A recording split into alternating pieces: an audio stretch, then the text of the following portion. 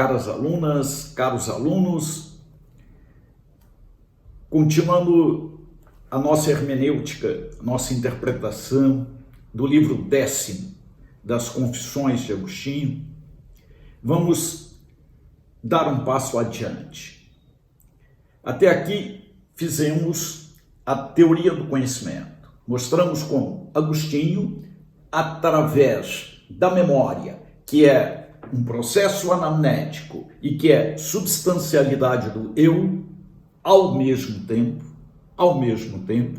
como ele naturalmente perscruta o que existe dentro da memória e do eu, através de um processo autorreflexivo para fazer a sua ascensão a Deus. E mostramos que Deus, na memória, existe como se fosse um objeto perdido, algo esquecido. Ele já no início mostra que o esquecimento faz parte do eu, que a ignorância, nesse sentido do desconhecimento, faz parte do eu, faz parte da minha própria antropologia. E Deus aí está. Não, digamos, como um fundo do eu, mas é mais fundo do que o fundo. Íntimo interior meum, vai dizer. Mais profundo e mais próximo de mim do que o eu a mim mesmo. Como se fosse, significa que é dentro de um processo reflexivo, através da interioridade e de um processo anamnético, que eu vou chegar a esta realidade suprema que se chama Deus, que é, digamos assim, a referência para tudo, absolutamente tudo, em Agostinho, em se tratando da realidade e da minha realidade, da realidade que sou eu. É a referência. Deus existe como referência e como referência suprema para tudo. Hoje vamos dar um passo à frente.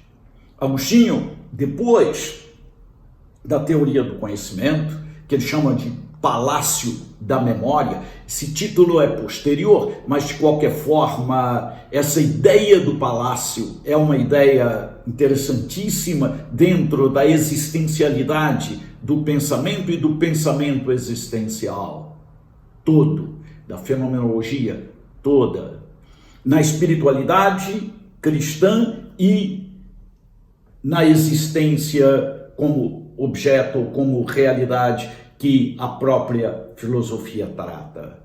Palácio significa salas, salões, aposentos, né, que vão se abrindo uns a partir dos outros, Aquela ideia de Teresa, né, nas suas moradas, né, nas moradas de um castelo, até chegar, digamos assim, à última morada. Esta é justamente a nossa consciência. Este é o Palácio da Memória de Agostinho. Né? É mostrando que ele é infinito de dentro para dentro e infinito de dentro para fora. Se eu é de dentro para dentro, por que não o ser de dentro para fora também? E aí é o lado da postulação. Pois bem, vamos dar um passo à frente. E o passo à frente agora é justamente no final, praticamente, do livro 10º, nos parágrafos finais, né, do livro 10º, Agostinho vai tratar de uma maneira esplêndida de situações morais. Não problemas, porque eles fazem parte da existencialidade humana. São vistos assim. É aquela vontade com fissuras. São as fissuras da vontade. E as dificuldades.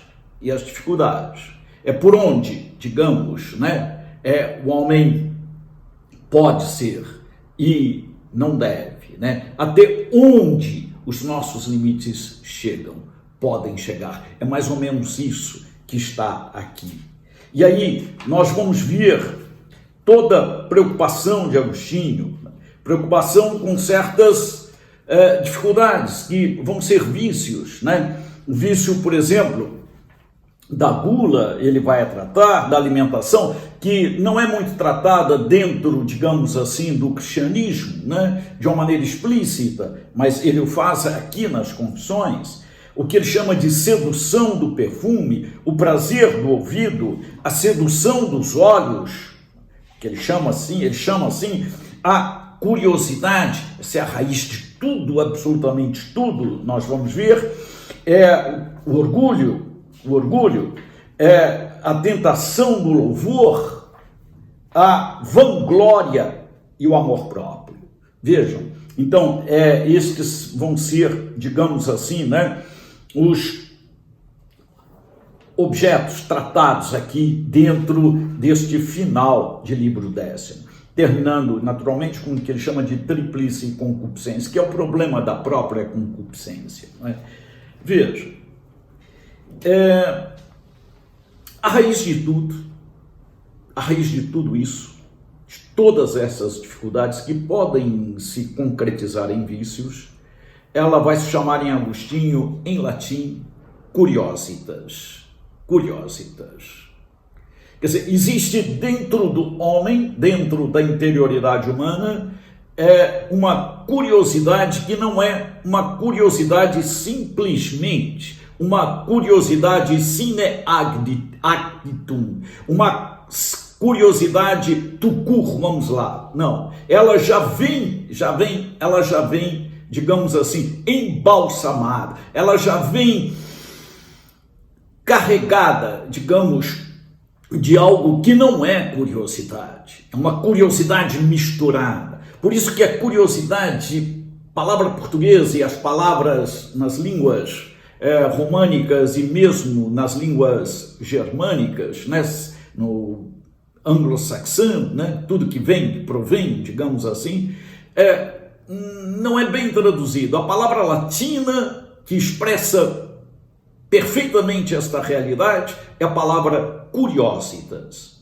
Curiositas não é uma curiosidade simples. Curiositas é aquela tendência, é aquela curiosidade, sim, mas que já está infectada por algo anterior que é justamente prejudicial ao objeto.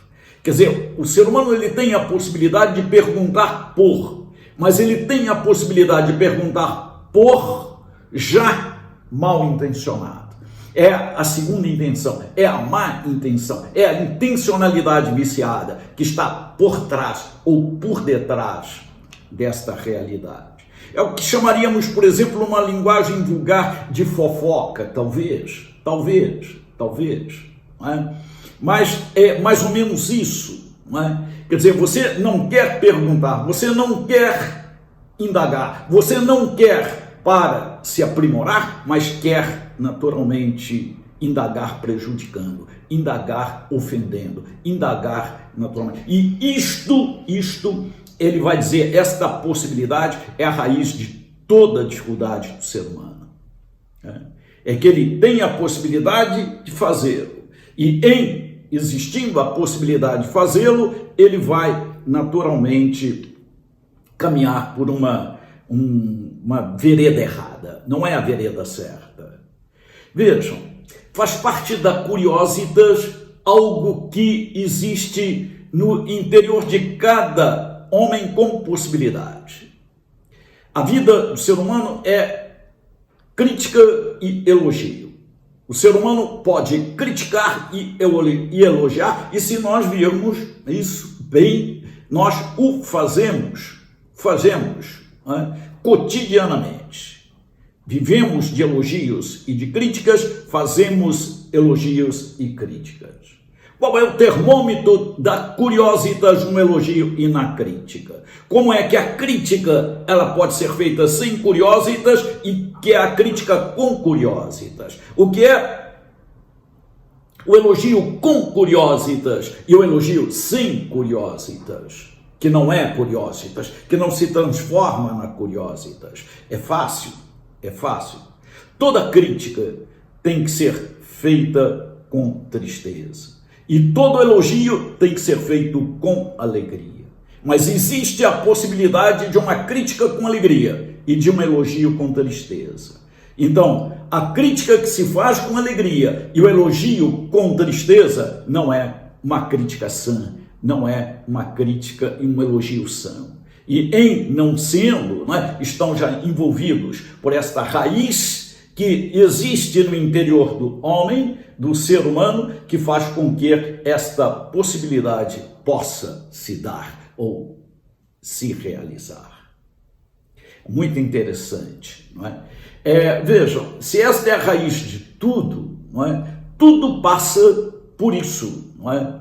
Quer dizer, a questão da alimentação e a questão da gula, como ele vai falar, ela passa por isso. A questão do prazer, ele passa por isso, né? O prazer dos olhos, o prazer do ouvido, o prazer... Então, são os prazeres, né? E o prazer, ele é sempre finito, ele sempre tem um início e um fim. E depois do fim vem o vazio, não é? Esta é a realidade do prazer. Eu não posso exigir que o prazer tenha a possibilidade de me dar, porque ele não tem absolutamente a possibilidade de fazê-lo. Ele só faz apelo a tendências. E caminhar tendenciosamente só é pouco, vai dizer Agostinho. Não é tudo, não pode ser assim. Ele é ambíguo por natureza, ele é fugaz, ele é transitório, é isso, faz parte da realidade dele, ele acontece, não é? Então pressupõe-se naturalmente, né, uma vontade racional direcionada, e aí ele vem como um surplus, aí ele vem como um a mais, não é? Para mostrar e para significar. Agostinho vivenciou muito bem isso, não é? Na sua africanidade, nas cidades por onde passou, nos lugares por onde naturalmente existiu e os frequentou, né? Cartago, por exemplo, né? Sua juventude em Cartago foi uma lição, foi uma escola, para depois ele refletir sobre tudo aquilo que aconteceu e virou a página, e aí então, depois da conversão, enfrentou esta realidade, colocando-a, digamos assim, no seu, segundo ele, verdadeiro lugar, não é? Até então era um, depois passou a ser outro, né? Este é o sentido da mudança, da metanoia, da conversão de Agostinho, não é? E aqui então ele vai mostrar como estas possibilidades se dão, não é? Fala, por exemplo, no prazer do ouvido, e aí fala na música, ele já escrevera, né? Depois, né, vai escrever em Tagástico de música, né? A música para Agostinho é fundamental, e ele vai justamente querer mostrar que a música é fundamentalmente um acompanhamento da palavra, e deveria ser assim, não é? Vai elogiar Atanásio, né, aqui, não é? Falando no prazer do ouvido, não é? Onde Atanásio, se referindo à música, pede que a música seja cantada, seja entoada, né, com uma inflexão, digamos, mínima, porque a palavra é o importante, né? No caso aqui, ele se refere à música litúrgica, talvez. Ele tem plena consciência da música litúrgica e como a música litúrgica deveria ser, não é? 80% palavra e 20% voz. Um minimalismo, né? Aquele Deus inadiutorium meum intende, que é um rectotono, né? Que é um canto antifonal, que é uma expressão num lá único, não é? E que vai depois a um si, que vem a um sol, e aí termina, não é? Sobe-se uma nota e desce-se outra, e aí termina tudo, e é o suficiente. É a beleza da simplicidade, é a beleza do minimalismo, é a beleza de um escutar para depois, naturalmente, né, seguir. E nós sabemos, né, como mais tarde, muito mais tarde, né, o virtuosismo romântico, em se tratando da música, acabou com tudo isso, né? Virou competição, virou competition, virou exhibition, então virou justamente, não é? E até muitas vezes, né, sem uma exibição e uma competição desproporcional, né? É cachorro correndo atrás de coelho, quer dizer, não chega nunca, não chega nunca, não vai chegar nunca, não é? Mas não é este o sentido da música, não é esse, né? Não é esta, digamos assim, né, a verdade sobre a música, não é? E Agostinho aqui vai refletir, justamente, né, o canto ambrosiano, né, a música ambrosiana, é essa música com a qual, naturalmente, Agostinho conviveu com ela em Milão, né? A indivisibilidade do tempo primeiro, um ritmo, digamos, único, não é? São perspectivas modais, né? São modos, né? A tonalidade vem muito depois, mais tarde, né? E é um ritmo de arces e teses, né? Justamente, um alçar voo e um diminuir, um alçar voo e um diminuir. É assim que a música na época de Agostinho existia, não é? Como, digamos, as asas de um pássaro grande, né? De um grande pássaro, né? Arces e teses, um levantar e um diminuir, mas muito, muito fluido, né? Muito, esse é o único ritmo, né, que Agostinho naturalmente conheceu, em se tratando sobretudo da música litúrgica, né? Da música que era, digamos assim, não é? Era feita, né, para um texto, digamos, que nós sabemos e cognominamos como sendo sacro, não é? E ele mostra que essa verdade sobre a música é a verdade, digamos, né, da realidade da natureza, né? Está muito mais próxima ao canto antifonal dos passarinhos do que, não é, a música melodramática de um teatro de ópera, não é? Então é claro, né? É isso então que ele mostra, né? Ele quer ir à verdade, ele quer ir a integridade, né? Ele quer buscar esta integridade em tudo, não é? Fala-se depois aqui da vanglória, não é? Olha, a vanglória, o que é a vanglória senão a glória vã que eu busco e que está extremamente, intrinsecamente ligado ao amor próprio meu. O que é a vanglória? A vanglória é a glória vã, é a soberba, que, segundo Agostinho, pode ser da glória ou da ausência de glória. Quer dizer, eu posso me vangloriar gloriando e eu posso me vangloriar da ausência de glória. Quer dizer, veja, e quando a vanglória é da ausência de glória, ela já não está mais, né? Não está mais sem glória. Quer dizer, é a ausência de glória para eu me gloriar, não é? Então, esta possibilidade é uma possibilidade que vai ao infinito. Não é?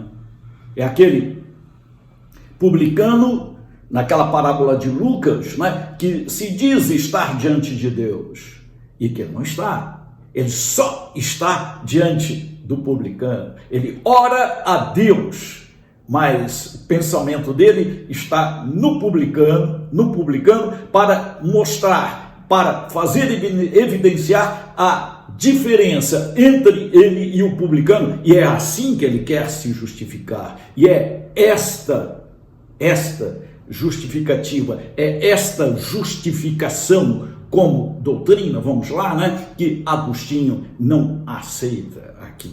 Não é, porque ela não é real, porque ela não é verdadeira, porque ela não é humana, porque ela não é a justificativa ou a justificação que Deus quer, que Deus naturalmente prevê e vê. Então, por isso, a referência é importante, por isso esta ligação, esta relação, e por isso o confessar é importante, né? Este confessar, ele pressupõe esta integridade e esta vontade, este desejo, naturalmente, de ser íntegro, tanto quanto aquele desejo infinito, infinito, que existe no interior do homem para tudo. Por isso ele vai dizer: meu coração está inquieto, meu coração não está pronto, até que ele repouse em ti. Então esse usque inte, não até, inte, acusativo com in, vou aqui, quer dizer inte, até que não chegue lá mesmo. E este lá é justamente o Deus postulado como a única e absoluta verdadeira referência para tudo. Muito obrigado.